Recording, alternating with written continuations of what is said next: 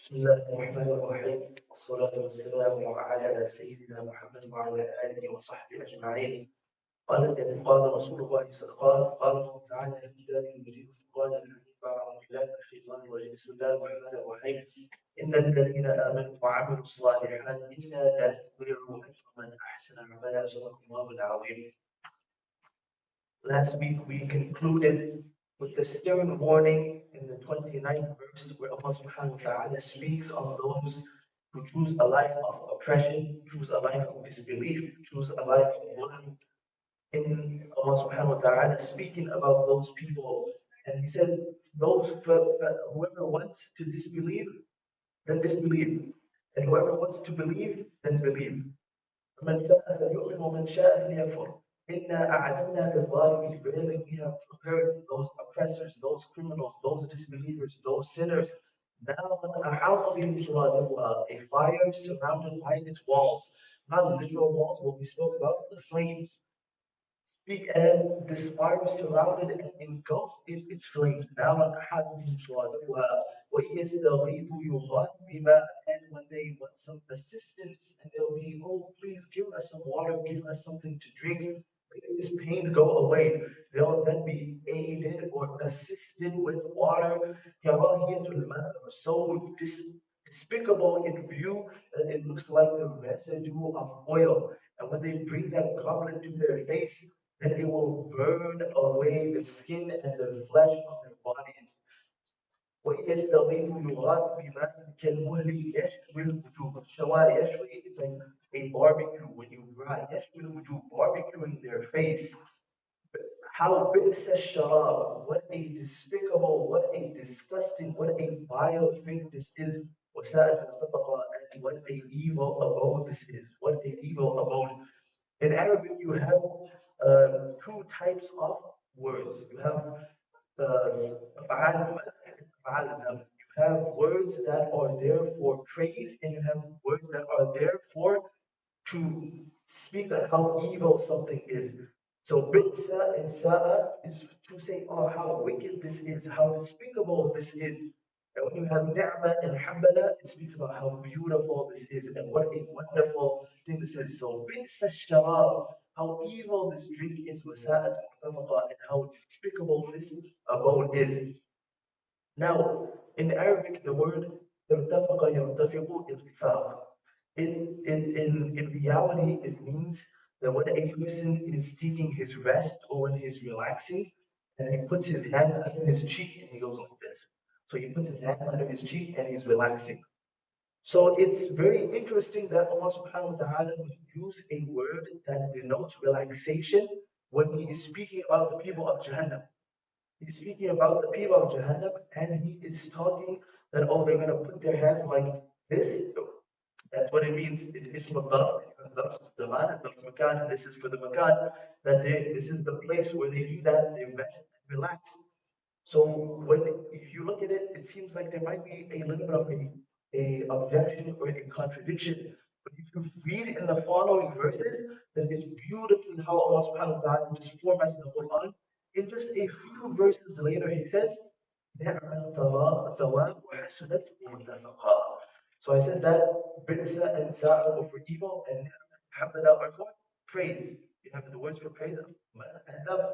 So Allah subhanahu wa ta'ala says, Bisa sharab. And in the following verses, He says, Ni'mat thawab. And over here, He says, Sa'at murtafaqa. And over there, He says, Hasunat murtafaqa. So Allah subhanahu wa ta'ala is just making the analogy, is keeping your mind to progress.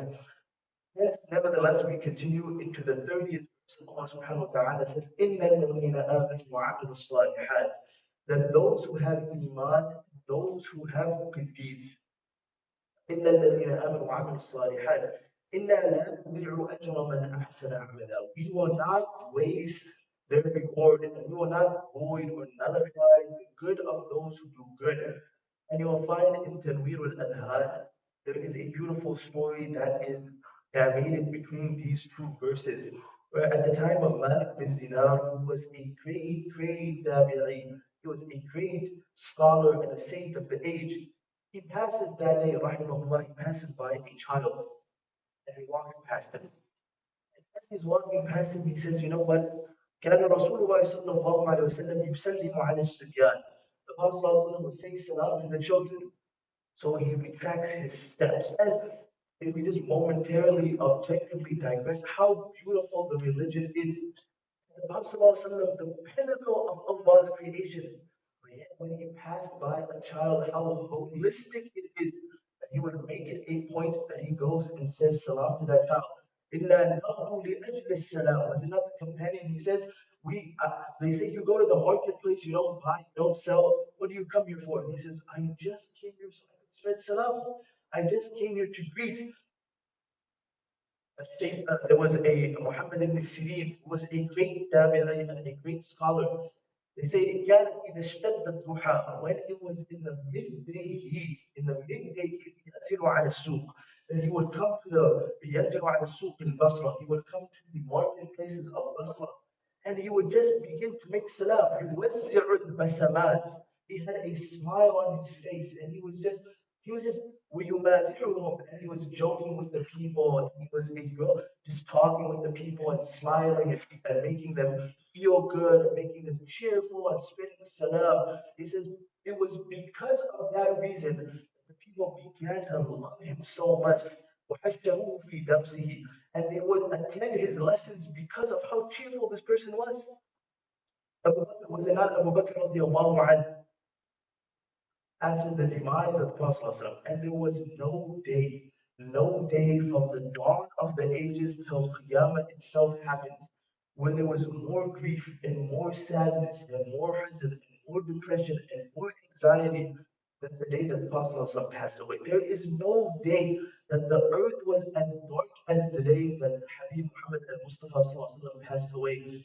Abu Bakr radiallahu anhu, he comes out from the house of the Prophet ﷺ, and يا ليتني حيث نبت الغداء به قالوا الرسول قد أمسى ميتا فغدا ليت القيامة قامت عند مهلكه كي لا نرى بعده مالا ولا ولدا فلست آسى على شيء فجعت به بعد الرسول إذا أمسى ميتا فقدا كم لي ببعدك من هم ينصبني إذا تذكرت أني لا أراك أبدا. He comes up with the Prophet ﷺ. And can you just imagine what's happening? It's his best friend. He spent so much time just sacrificing for the Prophet ﷺ. He comes out, he says, يا ليتني حيث نبئت الغداة به قالوا الرسول قد أمسى ميتا فقدا ليت القيامة قامت عند مهلكه كي لا نرى بعده مالا ولا ولدا. How am I going to live with such depression? I wish the Qiyamah itself would happen right now. So I did not have to go back and see my children and my family and my assets. كي لا نرى بعده مالا ولا ولدا فلست آسى على شيء فجعت به بعد الرسول إذا أمسى ميتا فقدا. In Arabic you have come for takfir and come for istifham. So you have come umruk, come sinuk, how old are you, what is your age? And you have come to denote, wow, how much. كم قسمنا من قرية, how many nations we destroyed. كم لي ببعدك من هم ينصبني, how much is my pain and how much is my agony. إذا تذكرت أني لا أراك أبدا, when I remember that Muhammad صلى الله عليه وسلم, I will not see you again. That was his pain and that was his grief. He comes out from the masjid of the Master Sallallahu Alaihi Wasallam. By his side is Hassan radiallahu anhu, still tender in age, a young child. He picks him up, he begins to embrace him, he begins to hug him, he begins to kiss him, and then he says, شبه النبي صلى الله عليه وسلم ليس شبيه بعلي. Oh, Ali, he is the exact resemblance of the Prophet صلى الله عليه وسلم. I mean, can you just picture this moment? So such sadness he's going through. But he made it a point. He didn't neglect the children. كان الرسول صلى الله عليه وسلم يسلم على الصبيان. So Malik bin Dinar, rahimahullah, he says he goes back and retracts his steps and he goes back and he greets the young boy and he says, Assalamu alaikum. The boy says, Wa alaikum assalam wa rahmatullah. And he begins to ask him his questions. You can read this in Tanwir al-Adhan under these verses. He says, ما الفرق بين العقل والنفس? What is the difference between the aql and the nafs? He says, نفسك التي منعتك عن السلام والعقل الذي حمدك عليه. Your nafs is what made you too proud to say salam and it prevented you from salutations. And it was your aql that said, no, no, let me go back and give him salam. Give him salam. He says, لِمَ تَلْعَبْ بِالتُّرَابِ.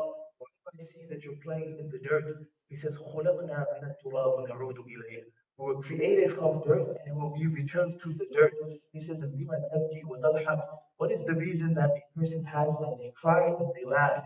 He says, إِذَا ذَكَرْتُ رَحْمَةَ رَبِّي أَضْحَكْ وَإِذَا ذَكَرْتُ عَذَابَ رَبِّي أبكي. He says, when I remember the mercy of my Lord, I chuckle and I smile. And he says, when I remember the punishment and the adab of my Lord, then I cry. I mean, just today we do not have this much, we do not have this much devotion. We do not have this type of mentality when we could be making in the haram itself. This child is playing in the dirt, and you see where his mind is at. Just how we felt from those times to ours. Anyway, Allah subhanahu wa ta'ala says, إِلَّا الَّذِينَ آمَنُوا وَعَمِلُوا الصَّالِحَاتِ. That those people who believe and they have iman and they do good deeds, we will not waste and void and nullify the things that they have done. Yes, the prerequisite is iman. Iman, that's the prerequisite. وَقَدِمْنَا إِلَى مَا عَمِلُوا مِنْ عَمَلٍ فَجَعَلْنَاهُ هَبَاءً مَنْثُورًا. When those people they don't have iman, they'll come and they'll have done all of these. We donated so much charity and we gave to this hospital and we funded this school. And they will come in front of Allah subhanahu wa ta'ala and they will find it like scattered dust, like scattered dust. Allah subhanahu wa ta'ala said, those people who disbelieve, كفروا بربهم أعمالهم كرماد. It's like ashes, ashes. اشتدت به الريح في يوم عاصف. Imagine what happens to that ashes on a day when it's stormy and the wind is blowing severely. Those ashes are going to blow. They're gone. And in another verse, Allah subhanahu wa ta'ala says, مثل الذين كفروا بربهم أعمالهم كسراب بقيعة. That those who disbelieve in their Lord, their actions on the day of judgment is like, and the Mufassirun write, is like a mirage, is like a reflection, is like an optical illusion, بقيعة, a mirage in the desert. يحسبه الظمآن ماء. They're thinking, oh, we did this, we did that. Oh, there's got to be water over there. There's got to be water over there. حتى إذا جاءه, till they come to that point. ووجد الله عنده فوفاه حسابه. They will not find any water. They will not find any good deeds. They'll find Allah subhanahu wa ta'ala ready to take their account and ready to take their reckoning.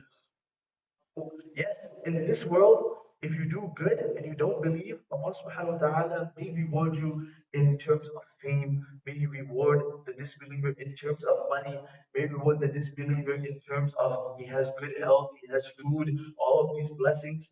But أولئك الذين ليس لهم في الآخرة إلا النار وحبط ما صنعوا فيها وباطل ما كانوا يعملون. But these are the people where in the hereafter they will find nothing except for the punishment of Jahannam. So the prerequisite is Iman, Iman. إلا الذين آمنوا وعملوا الصالحات إنا لا نضيع أجر من أحسن عملا. We do not waste, we do not nullify, we do not void the reward of those who have done good. الله سبحانه وتعالى فمن يعمل مثقال ذرة خيرا يرى ومن يعمل مثقال ذرة شرا يرى. And those they did even an iota of good, they will see that good. That's why in this world you have an employer, you have an employee. Let's say you have an employer, you have an employee, and the employee decides the employee decides he's gonna quit the job, he's gonna leave. The employer may be thinking like, I hired you when you didn't have a good resume. I facilitated all of this. I got you a good position. I found you nearby residence. We moved you, and now you're just gonna after this many years, you're just gonna leave me. Right? It happens in marriage all the time. But the marriage goes sideways. And oh, that guy didn't do anything for me. What do you? I provided the house for you, the food for you, the bills for you. I paid this, the car. Everything you needed, I provided. But the minute they see, oh, you know what, there's no benefit, oh, you didn't do anything for me. What does Allah subhanahu wa ta'ala say? Yeah, you may do wrong, but if you did good, we're not going to waste that good. We don't just devalue, depreciate, and dismiss all that good. So you pray the Isha, and after the Isha, maybe you went to the casino, you went to the club, you engaged in haram, you did whatever. You still get rewarded under the Isha. I'm not advocating that you go to the casino, you do haram, but the good that you do, you will be rewarded for that good. In the last hadith that you find in Bukhari, he mentions that the person he comes on the day of Qiyamah, وَكُلُّ سِجِلٍّ مِثْلَ مَدِّ الْبَصَرِ. Every single one of his registers and records of bad is so long, it's to the eye's extent, and he has absolutely no good deed. And this brings in a academic debate. وَنَضَعُ الْمَوَازِينَ الْقِسْطَ أي إن الأعمال إن أعمال بني آدم قولا توزن, that really the actions of Bani Adam and their words will be weighed. And it brings in the academic debate that is it that the registers themselves will be weighed, or is it that the a'mal and the aqwal of Bani Adam will have a shape and then be weighed? In today's age, we can understand mechanism, intangible things. They can measure the temperature. How do they measure the temperature? This is the thermostat. We have the temperature, your body fat, this, that. They can tell you all these things that are invisible. So is it that the a'mal will take form and then be placed? So this person comes on the day of Qiyamah, and all of his bad deeds are so long. مثل مد البصر, to the eye's extent. One piece of paper will be placed on the side of his good. And on that piece of paper, it will be written, La ilaha illallah Muhammadur Rasulullah. The kalima will be placed on there. And because of that one kalima, it will outweigh all of those bad deeds. And it just gives Bani Adam so much hope. And don't neglect, and don't depreciate, and don't devalue, and don't dismiss if you're only doing one salah. Okay, keep on doing it. Don't say, oh, I'm not praying the other four, let me just scratch this one as well. You're doing that, continue doing all of these good deeds. And then with this narration, Ibn Asakir makes mention of it. At the time of Ali radiallahu anhu, there was a person who came to Ali radiallahu anhu, says, إن لي عندك حاجة, I have a need. رفعتها إلى الله قبل أن ترفعها إليك. I already took it to Allah subhanahu wa ta'ala before, and I came and I asked you. فإن قضيت بها, if you're able to, to help me with it, حمدت الله وشكرته. Then I'll praise Allah subhanahu wa ta'ala and I'll be thankful for you. وإن لم تقضها, and if you're unable to assist and aid me in this, حمدت الله وعذرتك, then I'll still praise Allah and I'll excuse you. So Ali radiallahu anhu tells him, okay, اكتبها على الأرض فإني أكره أن أرى ذل السؤال في وجهك. He says, write it down on a piece of paper, write it in the sand, because I don't like to see that there's a shame of asking in your face. When I see this, you're begging, you're asking, it makes me feel a little bit bad. So amazing at that time. Today, if someone comes and asks, oh yeah, good thing you asked me. You had better ask. Luqman alayhi salatu wasalam tells his son that فإن دعت قدرتك على ظلم الناس فتذكر قدرة الله عليك. When your ego and your nafs is telling you, oh, you know what, exploit this person, exploit this person, and take advantage of this person, then remember that the day is coming when Allah subhanahu wa ta'ala will also be able to exploit you. So he says, write it in the earth. I don't like to see that there's some some disgrace of asking in your face. So he begins to write. He says, Inni faqir, I'm a poor person. I need this, I need that. So Ali Radwan says, you know what? Give him a garment, clothes to clad himself. And then he writes these couplets, كَسَوْتَ لِي حُلَّةٌ تَبْلَى مَحَاسِنُهَا. Then you have given me these garments. The day will come when these garments will fade and wither away. فَسَوْفَ أَكْسُوكَ بِحُسْنِ الثَّنَاءِ حُلَلًا. So I will give you garments of praise. They will never wither away and they will never go away. And at the end of these couplets, he says, لا تزهد الدهر في خير توفقه فكل عبد سيجزى بالذي عمله. Then don't let it happen, don't let it be that you get discouraged from doing a good deed that Allah subhanahu wa ta'ala gave him tawfiq to do. For the day is coming, every abd will be compensated and be rewarded whatever he did. If you have good to prove, you have good to prove. Keep on doing that good. You go in the masjid and you smile. That is a sadaqah for you. You come in and you give a cheerful word to your spouse or your kid or this person or your brother or your sibling, or you spend some time with your parent. You're able to make 2 rakats before you go to sleep. Whatever good you can do, that is what you do. Prophet said, fear, save yourself from Jahannam, ولو بشق تمرة, even if it's from the fibers of the day. We ask Allah subhanahu wa ta'ala that He gives us understanding and tawfiq, and He saves us from the punishment of Jahannam.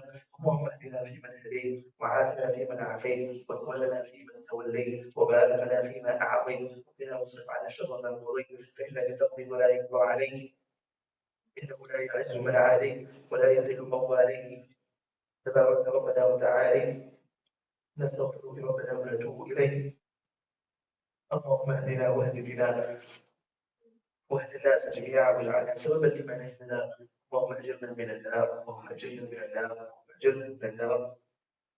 اللهم انا نسالك الجنه، اللهم انا نسالك الجنه، اللهم انا نعوذ بك من عذاب القبر وعذاب الحشر وعذاب الدين، واحشرنا يوم القيامه مع الابرار. يا مصرف القلوب صرف قلوبنا على طاعتك، يا مثبت القلوب ثبت قلوبنا على دينك. اللهم اشف مرضانا ومرضى المسلمين، اللهم اشف مرضانا ومرضى المسلمين، اللهم اصلح احوالنا واحوال المسلمين، اللهم ثبت اقدامنا واقدام المسلمين. اللهم تقبل منا انك انت السميع العليم، وتب علينا يا مولانا انك انت الرحيم. اللهم احسن ختامنا وتوفنا على كلمه لا اله الا الله محمد رسول الله.